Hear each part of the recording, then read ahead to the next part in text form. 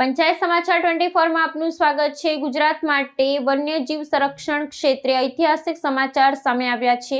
રતનમહલ અભયારણ્યમાં વાઘની હાજરીની પુષ્ટિ વન મંત્રી અર્જુનભાઈ મોઢવાડિયાએ આપી વિગતો। રાષ્ટ્રીય વાઘ સંરક્ષણ સત્તામંડળ દ્વારા હાથ ધરવામાં આવેલી વૈજ્ઞાનિક તપાસના પ્રારંભિક અહેવાલમાં દાહોદ જિલ્લાના રતનમહાલ અભયારણ્યમાં વાઘની હાજરીની સત્તાવાર પુષ્ટિ કરવામાં આવી છે।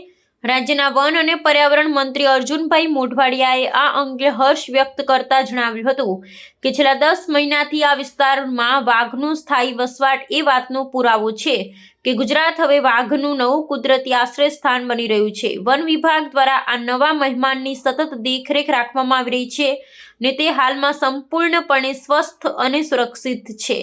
વાઘના લાંબા ગાળાના સંરક્ષણ માટે વન વિભાગ દ્વારા વ્યાપક કાર્ય યોજના તૈયાર કરવામાં આવી છે।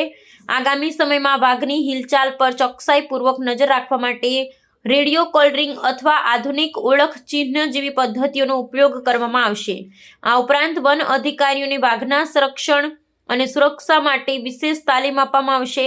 આ વિસ્તારમાં વાઘ માટે પૂરતો ખોરાક મળી રહે તે હેતુથી શિકારની ઉપલબ્ધતા વધારવા અને વસ્તી વૃદ્ધિ માટે માદા વાઘની શોધ પ્રક્રિયા પણ હાથ ધરવામાં આવશે। સરકારનો મુખ્ય ઉદ્દેશ્ય રતનમહલને વાઘ માટે આદર્શ વસવાટ ક્ષેત્ર તરીકે વિકસાવવાનો છે। આ મહત્વપૂર્ણ શોધ બાદ રતનમહાલ અભયારણ્યને સત્તાવાર રીતે વાઘ સંરક્ષિત ક્ષેત્ર ટાઈગર રિઝર્વ જાહેર કરવા માટે વહીવટી સ્તરે ગંભીર પ્રયાસો શરૂ કરવામાં આવ્યા છે। વન મંત્રીએ ઉમેર્યું હતું કે ગુજરાત અગાઉ માત્ર સિંહ માટે પ્રખ્યાત હતું, પરંતુ હવે વાઘના આગમનથી રાજ્યની જૈવ વિવિધતામાં નવો અધ્યાય ઉમેરાયો છે।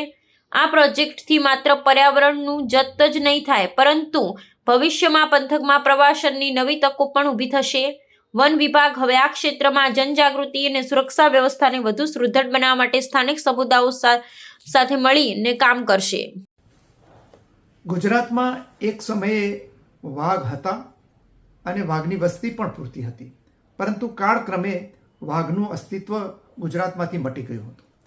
પરંતુ છેલ્લા 8 મહિના પહેલાં પંચમહાલ અને દાહોદના જે રતનમહાલ જંગલ છે એમાં એક વાઘ આવી અને સ્થિર થયો છે અને હવે એ ત્યાં સેટલ થયો હોય એવા લક્ષણો અત્યારે જોવા મળી રહ્યા છે।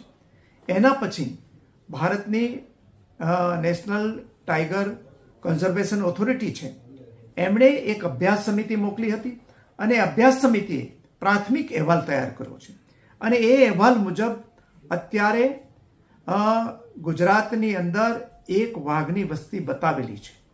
એ ઉપરાંત અહીંયા વાઘની ઇકોસિસ્ટમ બની શકે એમ છે અને એના માટેના એ સિસ્ટમને મજબૂત કરવા માટે, આ ઇકોસિસ્ટમને મજબૂત કરવા માટે થઈ અને અનેક પગલાઓ આ પ્રાથમિક અહેવાલમાં સૂચવવામાં આવેલા છે।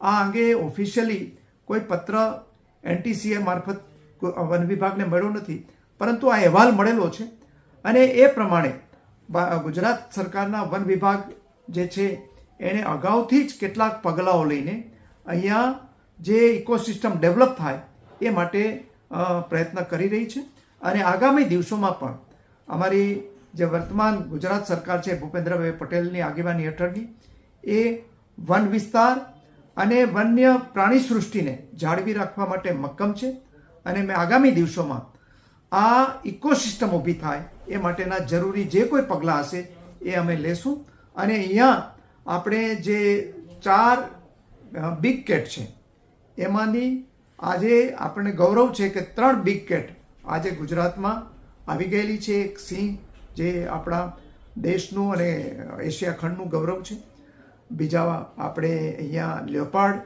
દીપડા છે અને ત્રીજું વાઘ પણ આવી ગયો છે।